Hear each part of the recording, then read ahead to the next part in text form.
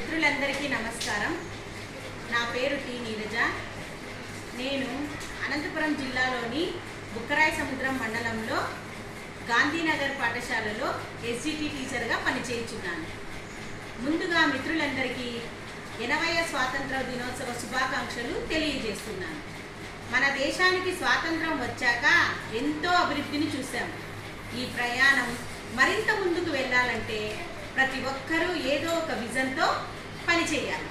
మన దేశ పౌరుడిగా నేను పర్యావరణాన్ని రక్షించాలని లక్ష్యంగా పెట్టుకొని మా పాఠశాలలోని తరగతి